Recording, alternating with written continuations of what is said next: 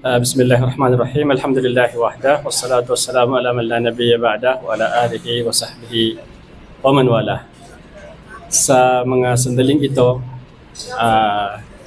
today is Muharram 6 sa panibagong taon 1448, 21 ng June 2026. Andito tayo sa KCC Mall, itong area nila sa pagtitipon sa assembly area. Katatapos lang ganapin ang Bangsamoro Ulama Summit sa taong ito, 2026. Al-Qimma al-Ula li Ulama Bangsamoro, na kung saan dumalo ang humigit kumulang siguro mga 2,000 plus na mga ulama natin, sakop ang area na nasa BARM, which is Maguindanao del Norte, Maguindanao del Sur, Lanao del Sur, sa Island Province, sa Zamboanga Region, sa Davao Region, SGI pala, at sa banda sa Jensan, sa Sarangani, mga taga dito. So lahat sa Davao Region, yes. So lahat is nakadalo sila sa pagtitipon na ito. At sa taong ito ang kauna-unahang naganap na Bangsamoro Ulama Summit dito sa BARM. Yan ang nangyari na naganap ngayon lamang sa hapon na ito. Ano pa kayo kung pagtitipon ng ulama? Ano po ang napag-usapan ng mga ulama sa lahat ng lugar na napag-itipan nila? Bigay ko muna ang microphone sa unang Secretary General na nauna sa amin, si Brother Abu Abdurrahman Abdul Hadi Gumandar. Bismillahirrahmanirrahim. Alhamdulillahi wa bihi nasta'in wa ba'du. Assalamualaikum warahmatullahi wabarakatuh sa lahat ng mga tagapakinig at saka sa mga kasanggang media personalities. Yun na siguro yung tinipon ng ating Secretary General, si Dr. Muhammad Nadir Ibil, sa kanyang statement at saka mga resolutions, 12. So, yun na siguro ang kinalabasan ng ating first Bangsamoro Ulama Summit. Maraming dahilan kung bakit natin ito ginawa. Pero pinaka-highlights,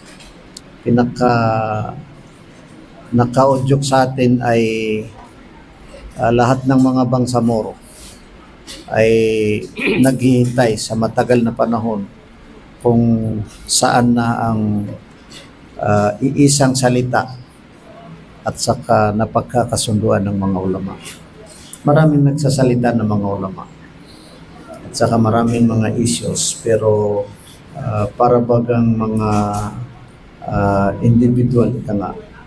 So ngayon, hindi lang Hayatul Ulama, hindi lang Hayatul Ulama al-Muslimin bil Philippines o kaya ay Association of Muslim Scholars in the Philippines, bagkus ay siguro yung mga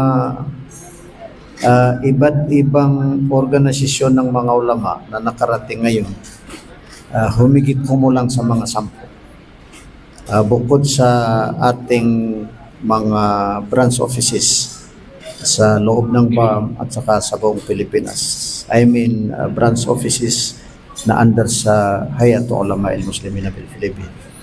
Maraming mga issues na dapat na talakayin. Kaya hindi lang mga Bangsamoro ang naghahangad na magkakaroon nito o kaya ay magkakaroon ng iisang salita ng mga ulama.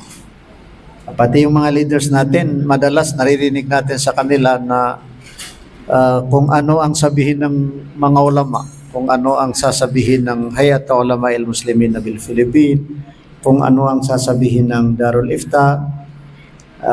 And then, ang issue ng Bangsamoro ay nakakarating sa international.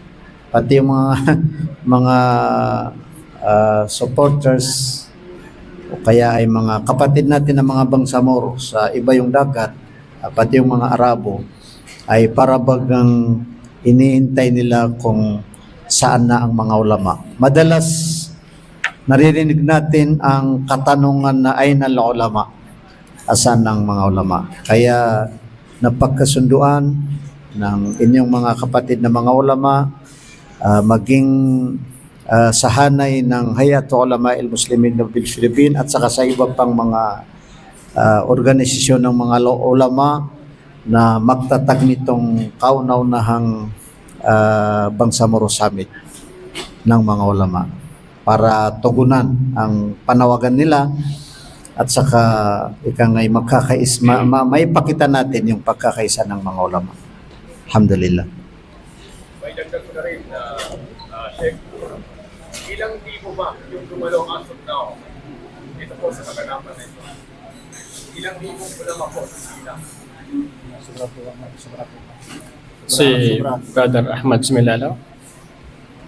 Ang nalaman po namin ng mga sobra 2,000 po ang dumalo sa ibang-ibang parte ng Pilipinas.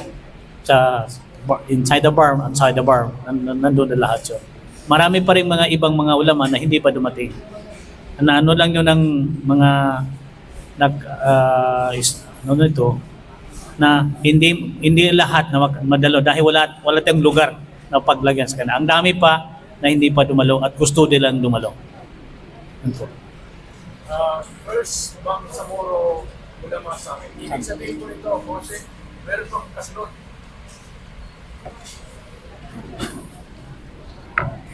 Oh, lahat ng may first, may second yan. May third pa, inshallah. Sa pagtitipon na ito, ano po ang paningin ng grupo ng ulama sa situation ng Bangsamoro ngayon sa anong panahon? Dahil kagaya na nabanggit ni Sir, na matagal na panahon hinihintay kung saan na ba ang ulama. Saan na ba ang ulama ngayon sa sitwasyon nito? Okay, si Brother si Ustaz Sheikh Abdul Hadi Gumanda. Kanina nagbigay tayo ng welcome and opening remarks at nabanggit natin na ang mga ulama ay kompas, al-bawsla, kompas. Hindi lang sa in accordance with the leadership, bagkus ang mga ulama dapat sila ang pagbalikan sa lahat ng mga concern issues. Maging sa society at saka lagi sila gabay, hindi lang sa mga religious aspects, bagkus pati dito pati sa governance. Lagi natin pinag-usapan dito sa Bangsamoro Autonomous Region in Muslim Mindanao. Sa awan ng Allah, ang sistema ng ating governance ay ayon sa nabanggit ng unang Chief Minister natin, si Brother Al-Hajj Murad Ibrahim, Amirul Mujahideen at saka Chairman ng Moro Islamic Liberation Front, ay moral governance. So, pag pinag-usapan natin ang moral governance, hindi natin makakamit yan. Kundi ibalik natin sa pananampalatayang Islam. Makikita niyo yung slogan natin, Brad.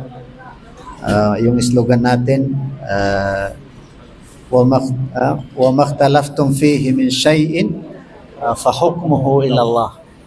And whatever you differ, its judgment belong to Allah. Napakaraming mga talata. So, nakita ng mga kapatid natin ng mga ulama, lahat ng nagsalita, na lahat ng itong mga kinakaharap natin na problema, mga conflicts, maging sa pamamagitan ng mga mamamayan o kaya ay mga leaders, kailangan natin bumalik. Magiging maghatol ay ang Allah subhanahu wa ta'ala. Ibig sabihin, kailangan natin bumalik sa banal na Quran at saka hadis ni Propeta Muhammad sallallahu alaihi wasallam. Hindi natin kailangan dito yung mga panapananaw. Kailangan mai-realize natin. Kung pag-usapan ng politika, isa yan sa mga malaking hindi na pagkakasunduan. Pero sa tingin natin, magkakasundo tayo sa politics in accordance with the Islamic point of view. So, yun ang pinakamalaking ano natin. Parang para sa akin, hindi rin ako sigurado na magkakaisa ang salita ng mga ulama. Pero napansin natin na lahat ng mga ulama, lahat ng nagsalita. At saka yung iba, hindi nakausap na magsalita. Pero lahat ng nagsalita, para bagang naipakita at napansin namin na magkakaisa din pala ang mga ulama. Walang imposible na magkaisa ang mga ulama. So magkakaisang mga ulama, sigurado na yan na maituwid natin ang lahat ng mga dapat na maituwid ka nga sa ating community, sa ating governance, lahat sa ano pa man. Bakit mahalaga na yung salita ng mga ulama sa ating pangsasuro people? Yan po ng explanation bakit napakahalaga po na pakinggan ang ating pangsasuro yung salita ng mga ulama. Kung balikan natin yung shiar, yung logo natin, no, ginamit, وَمَا اخْتَلَفْتُمْ فِيهِ مِنْ شَيْءٍ فَحُكْمُهُ إِلَى اللَّهِ. And in whatever you differ, its judgment belong to Allah. Ano man ang bagay na hindi niyo pinagkakaunawaan, ang hatol nito ay sa Allah subhanahu wa ta'ala. Ngayon, saan makikita yaon? Ito'y makikita ang mga hatol ng Allah subhanahu wa ta'ala sa banal na Quran. O di kaya sa sunan ni Propeta Muhammad sallallahu alaihi wasallam. Ngayon, sinong makakaintindi nito? Sino ang makapagbibigay ng interpretasyon na tama sa alimang na isulat sa banal na Quran o di kaya sa sunan ni Propeta Muhammad sallallahu alaihi wasallam? Walang iba kundi mga ulama kasi sila ang nag-aral. Alam nila kung saan mabibigyan ng kahulugan itong banal na Quran at angkop, tugma doon sa issue.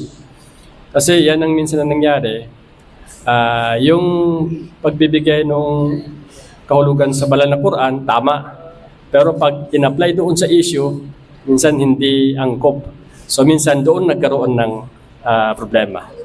So kinakailangan doon sa paggamit sa talata sa banal na Quran o sa sunan ni Propeta Muhammad sallallahu alaihi wasallam, alam mo ito at alam mo kung paano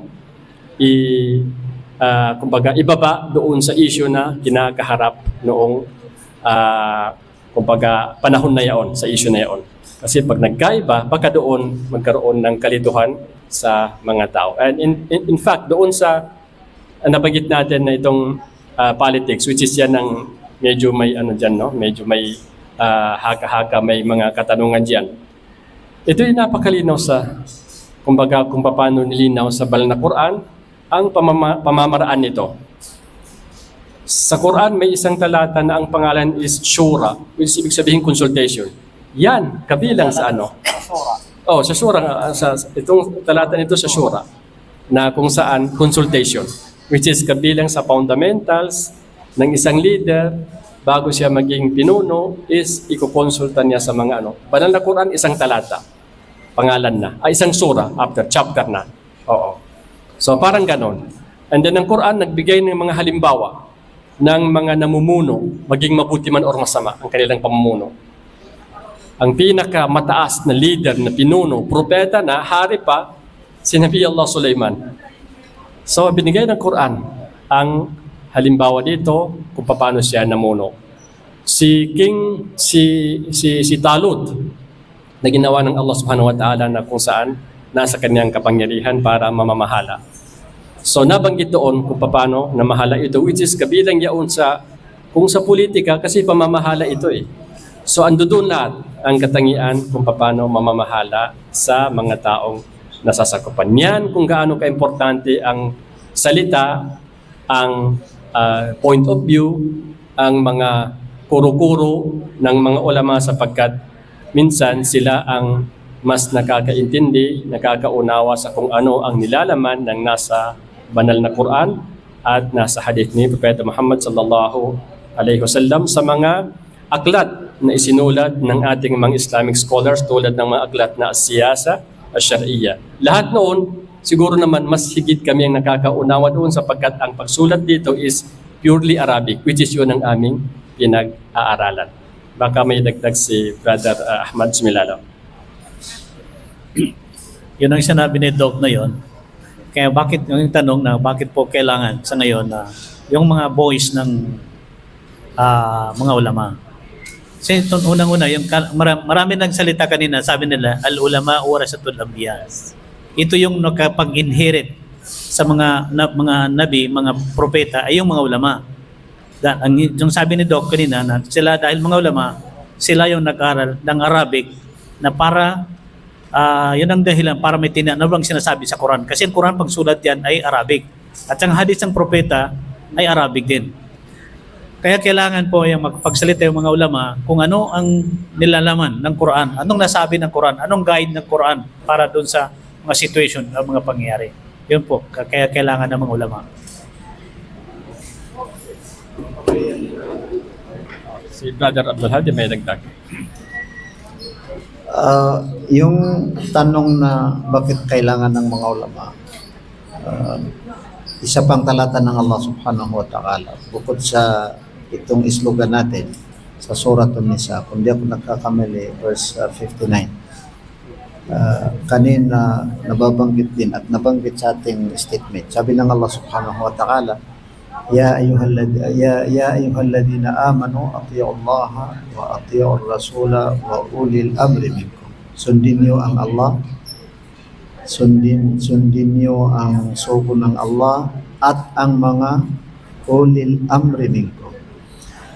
Unang-una, bakit hindi binanggit muli yung wa atii'u ulil amri minkum? Sapagkat ang pagsunod sa Allah, pagsunod sa awliyaul umur, sa mga namumuno ay kailangan base sa pagsunod sa Allah subhanahu wa ta'ala at saka pagsunod sa sugo ng Allah subhanahu wa ta'ala. And then dinugtungan ng Allah, fa in tanaza'tum fi shay'in farudduhu ila Allah wa ila ar-rasuli in kuntum tu'minuna billahi wal yawmil akhir. Kapag kayo ay magkakaiba, magkakaroon ng misconceptions, hindi kayo magkakaunawaan, hindi kayo magkakaintindihan, magkakaroon ng gap, magkakaroon ng complex. Farudduhu ila Allah wa ila ar-rasul. Saan kayo magbalik? Doon sa Allah at saka doon sa sugo ng Allah.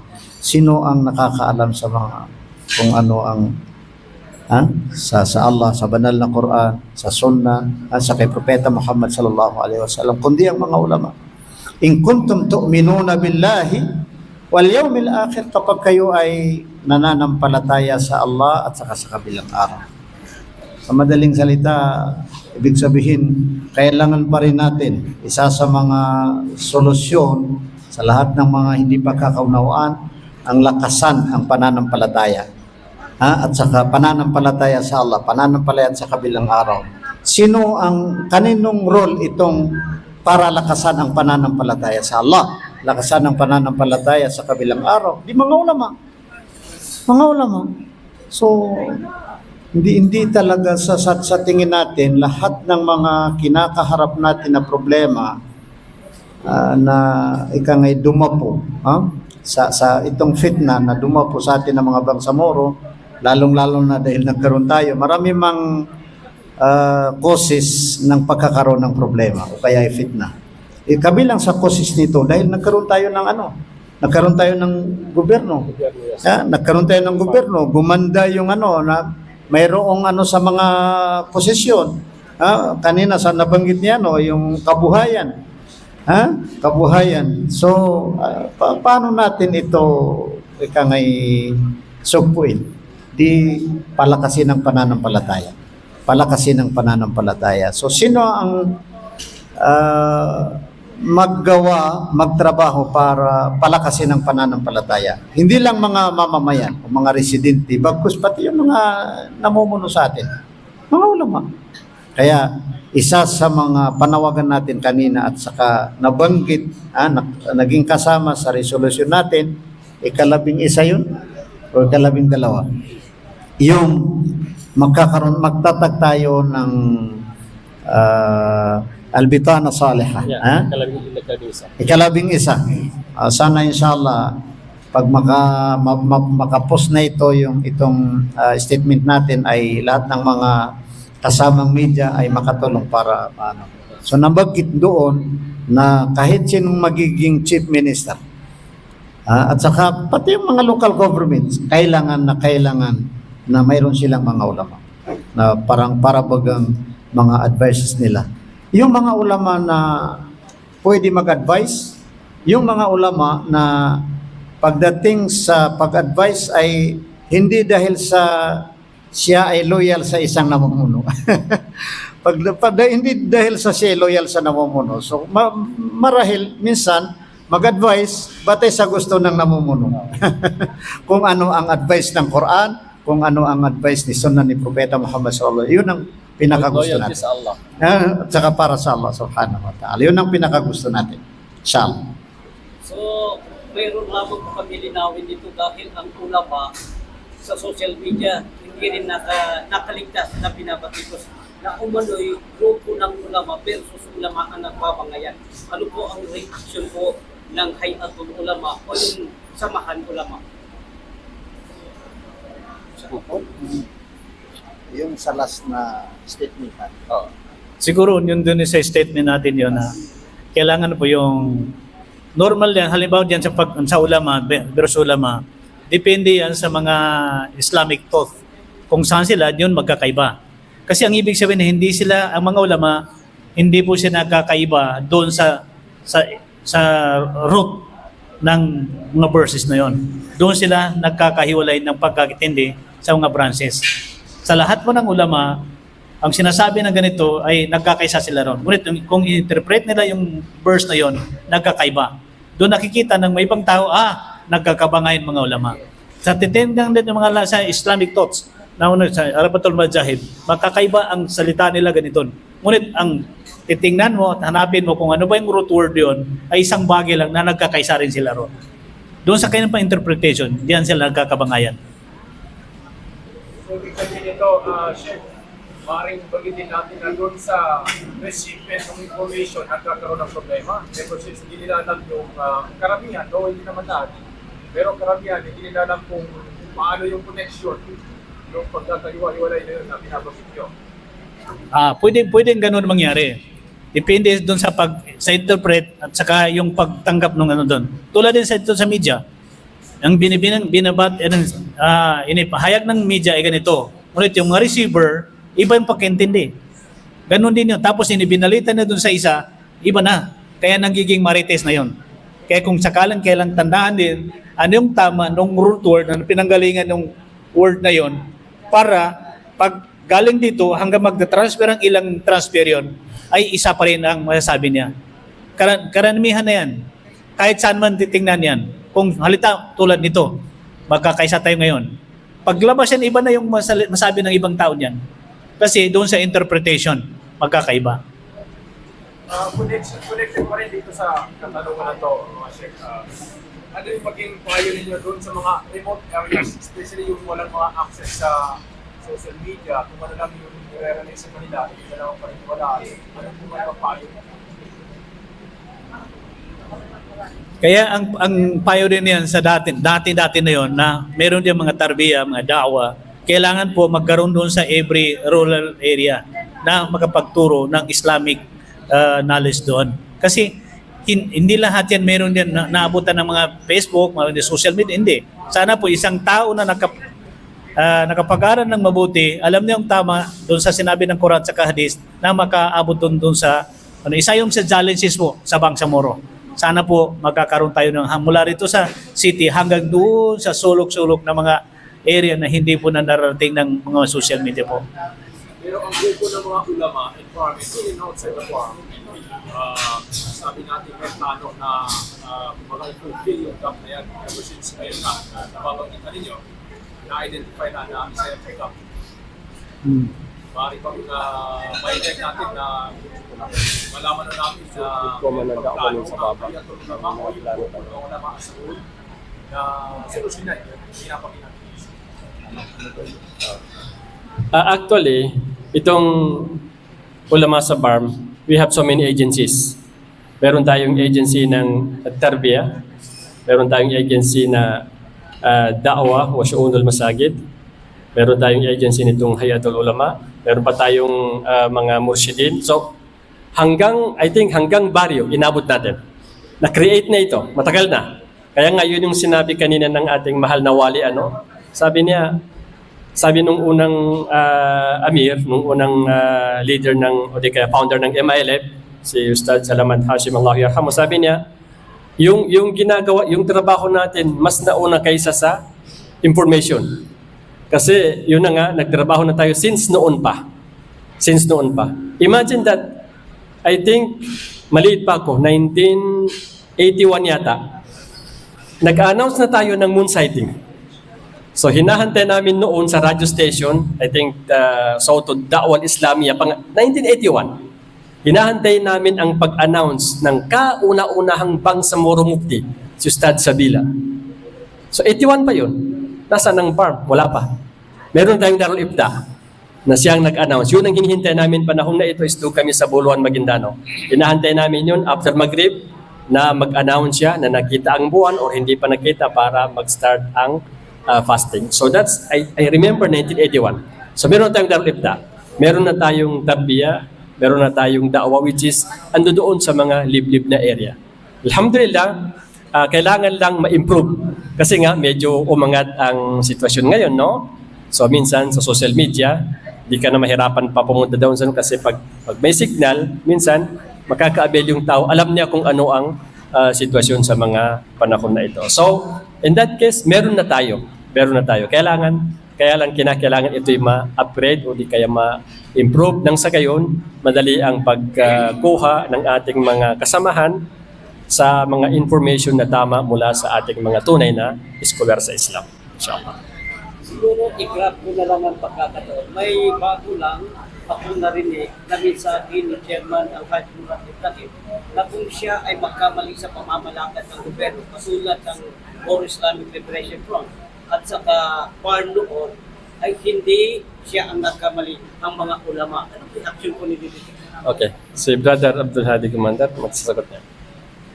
Yan din yung bukod sa nabanggit niyo, brother, nababanggit din ng ating His Eminence Mufti na baka ang mga ulama ang magiging dahilan. So, sa tingin natin, maraming mga challenges kasi na dumating. Halimbawa, alam natin na nakarating tayo sa narating natin dahil sa jihad. So, kaya isa pinakauna sa resolusyon natin yung pagpatuloy sa jihad. Hindi ibig sabihin na kasi yung jihad na napakaraming klase. At saka yung jihad natin na ngayon ay sinasabi natin political struggle. So ang political struggle ay bago sa atin yan. Magiging sanhi upang ikangay hindi rin makaporma ang mga ulama. Pero inshallah, mag-umpisa tayo. Maraming pinag-uusapan na ito ang dahilan. Pero kami, kaya tayo gumawa ng itong summit ng mga ulama, first summit, Bangsamoro Summit ng mga ulama, para tayo ay mag-umpisa at saka adresan lahat ng nararapat na adresan ika nga. Para hindi masabi ng sino mang nagsasabi na kung magkaganito man tayo ay dahil sa mga ulama. Silang masisi. Hindi masisi ang mga ulama. Para sa amin, inano natin yan. Kumbaga, yung mga pagsisisi sa mga ulama, wala namang problema yan. Pero kailangan din ng mga ulama na gumalaw. At saka kanina may nagbanggit din na kailangan din sa mga namumuno na bigyan nilang pagkakataon ang mga ulama. Hindi nila gawin na magkawatak-watak ang mga ulama. Hindi nila gamitin ang mga ulama sa kanilang mga interes. Bagkus gamitin nila ang mga ulama nang dahil sa yan ang ikabubuti ng kanilang pamumuno. Inshallah. Katulad nitong nakita niyo kanina, kabilang sa statement na binikas ng ating kagalang-galang na MP at saka Secretary General ng Hayatul Ulama. Anong number yun? Yung pagsuporta sa UBGP? Pagsuporta sa UBGP. Number 8. Alam natin yung alam nyo ilan ng partido natin sa BARM yung naka-registered 13 ang partido. Maraming nagsasabi na hindi yan maganda, pero sa tingin nyo pwede ba nating balikan yung dati na ang konstitusyon natin ay Quran sa ngayon? Pwede natin may apply dito? Isa yan sa mga dahilan upang magkawatak-watak din ng mga ulama dahil sa pagdami ng mga political parties. Kaya nagpasya kami, nagkasundo sa lahat ng nagsasalita ay balikan yung BOL, Comprehensive Agreement of the Bangsamoro, ang original na issue ng Bangsamoro, ang ipinaglaban natin. So kapag binalikan natin yung struggle natin o jihad natin, sino bang nag-umpisa, kanina nabanggit, sino bang tunay na nakipag-jihad, sabi ng mufti? Paano tayo nakarating dito sa narating natin? Nagkaroon tayo ng Bangsamoro. Sino bang nakipag-usap? Imayalif. Ngayon, bago pa man kailan na itatag ang BARM? 2019. Nakikita niyo yung logo ng UBGP, 2013. So, kailan na itatag yung mga ibang partido? Hindi sa sinisiraan natin. Ako wala kong nasisiraan sila. Pero, ibig sabihin, itong UBGP ang nagdala sa atin para magkakaroon ng Bangsamoro Autonomous Region in Muslim Mindanao. Ikalawa, ito ang nauna. So pagdating sa partido, hindi man natin makayanan na isa lang ang partido natin, pero kinakailangan din natin na maideklara natin kung ano ang nararapat na suportahan, hindi dahil sa pagiging panatiko sa kanino mang partido na yan, pero dahil sa para may pagpatuloy natin ang ating struggle na makarating tayo sa gusto natin na patunguhan. Kasi kung magkawatak-watak na tayo at saka sabihin natin wala tayong susuportahan sa mga partido na yan. So, alam ba natin yung mga pakay sa mga ibang partido na yan? Hindi natin alam. Pero ito, malinaw na malinaw, kahit hindi na sabihin, alam ng mamamayan, alam ng taong bayan na ang UBGP ay resulta ng ating pakikipag-usap, and then para bagang tulay para tayo ay makarating at mapakinabangan natin ang Bangsamoro Autonomous Region in Muslim Mindanao. So nakita natin na kailangan ng mga ulama, nakita ng mga kapatid natin ng mga ulama na kailangan ng maideklara na ang nararapat na suportahan ay UBGP sapagkat ito ay bunga, resulta ng ating pag-uusap. Wala pang BARM. Wala pang BARM. 2013, nakikita 2013, mayroon na tayong UBGP. Sa tingin ko, dahil sa demokrasya, baka sa ibang panahon, sa mga susunod na panahon, abot pa yan sa mga 100 na parte kasi walang limitasyon man. Tapos binabaan pa sa halip na 10,000 member ay naging 5,000. So baka makabot yan sa mga next year, baka makabot bago ang 2028 makabot ng 100. So ibig sabihin pag makabot ng 100, nadagdagan yung pagkawatak-watak natin. Ha? Kailangan magbalik tayo sa itong berm, ang hangarin natin sa berm ay ganito-ganito, at saka yan ang kumbaga pinakatulay natin, sa ibang salita, pinakabangka natin. So, dyan dapat tayo, lahat ng mga isang kanilang layunin, nagkaisa sa struggle, kailangan dyan din sila, andyan din tayo magkakaisa, dyan din tayo bumalik sapagkat yan ang pinakauna. Mayroong hadis ni Propeta Muhammad sallallahu alaihi wasallam na tatandaan ko, Doktor, na tinanong sa kanya kapag dumami na ang mga khulafa, kapag dumami na ang mga khulafa, ano ang nararapat na aming gawin? Sabihan niya, al-awwalu fal-awwal. Al-awwal, kung sino ang nauna. Kung sino ang nauna. Katulad ng binabanggit natin yung Amirul Mujahideen. Kasi wala na tayong may tuturing na Amirul Mujahideen o kaya ay Amir ng Bangsamoro, maliban sa kanya. May additional idea lang ako doon kung bakit nasabi ni Chairman Haji Murad na kung magkamali ang kanyang pamumuno, ang tinuturo niya mga ulama. Ang ibig sabihin yun, sa aking pananaw, ay ang kanyang pamalakad ngayon ay yan pa rin yung sabi ni Ustad Salamat, na si Ustad Salamat, ulama rin. Kasama sa alim yun.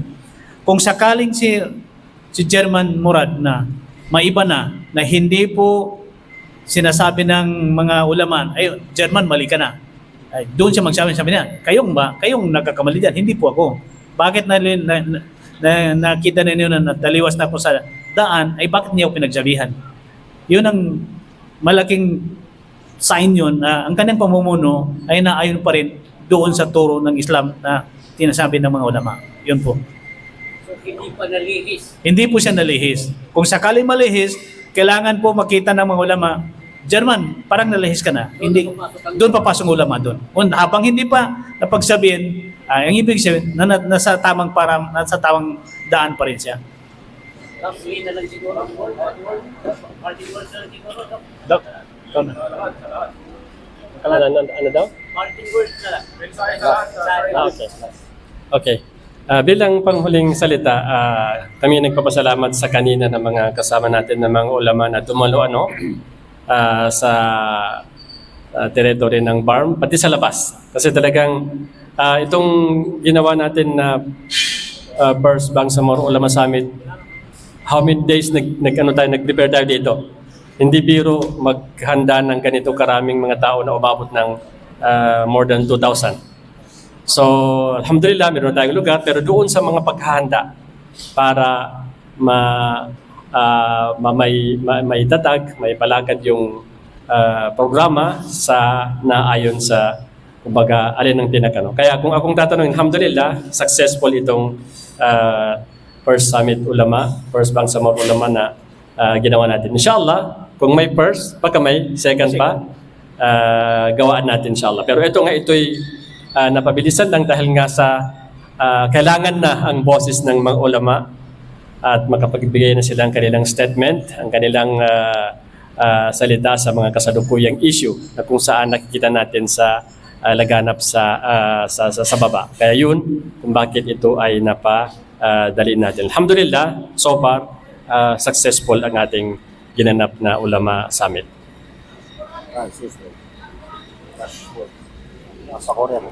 Okay, maraming salamat po unang-una sa inyo na nagagawa tayo ng ganitong documentation.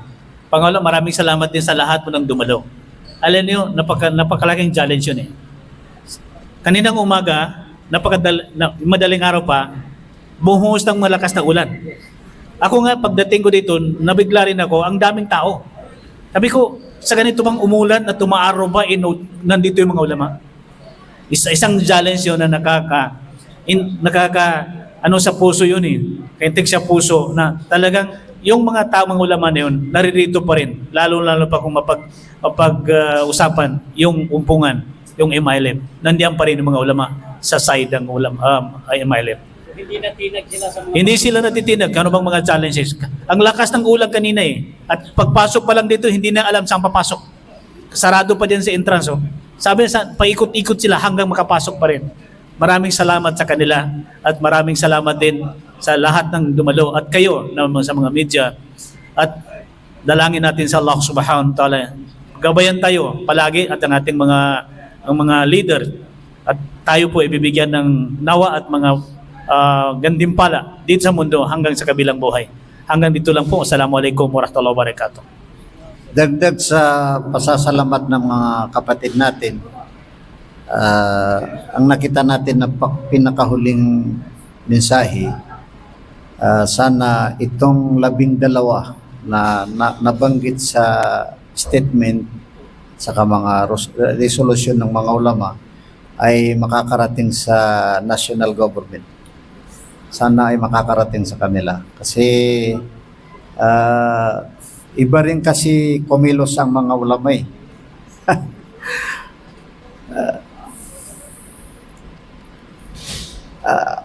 Ang mga ulama kasi batay sa katuruan. Hindi batay sa kung ano ang gusto ng sino mang may gusto. Batay sa katuruan. So, kung binigyan tayo ng autonomous at saka binigyan tayo ng Bangsamoro government, alhamdulillah. So, sana lahat ng mga kasunduan ay may sa katuparan. At saka hindi tayo maligaw sa lilihis sa BOL at saka CAB at saka nabanggit ko din sa aking message na kailangan maagapan itong pagpapasabong sa mga Bangsamoro, lalong-lalo na sa mga leaders ng mga Bangsamoro. Hindi man makikinabang dito ang bayan. Bagkus pati ang Pilipinas hindi makikinabang dito kung maging magulo ang mga leaders ng mga Bangsamoro. Kasi kung maging magulo ang mga leaders ng Bangsamoro, sa madaling salita, walang pakinabang sa ating Bangsamoro government. So kapag wala na tayong maging pakinabang sa Bangsamoro government, so babalik naman yung Bangsamoro struggle. At yun ang pinakaayaw natin. Ayun ang pinakaayaw natin. Sana magtumulong sila sa kung paano maging mamuno, maging maganda ang takbo ng ating Bangsamoro government batay sa kung ano ang napagkasunduan at saka hangarin. Ang pinakahangarin natin upang magkaroon tayo ng pangmatagalan na solusyon sa problema ng Bangsamoro. So sana makarating sa kanila itong resolusyon ng mga ulama na hindi lang galing sa mga ulama ng Hayat Ulama al-Muslimin bil Philippines o kaya ay Organization of Muslim Scholars in the Philippines. Bagkus, katulad ng nabanggit natin kanina na humigit kumulang ng mga 10, mga 10 na mga organisasyon ng mga ulama sa buong Pilipinas para ma-aksyonan nila yung nararapat na aksyonan nila para maging makatulong sila sa kung paano magkaisa ang mga Bangsamoro para itulak sa tamang pagpapatakbo sa ating Bangsamoro government, inshallah. So maraming salamat muli sa mga kasamahan, higit sa lahat sa inyo at sana maging lagi kayo kasama para ipalaganap yung kung ano ang gusto ng inyong mga kapatid na mga ulama. Syukran sa lahat. Wassalamualaikum warahmatullahi wabarakatuh.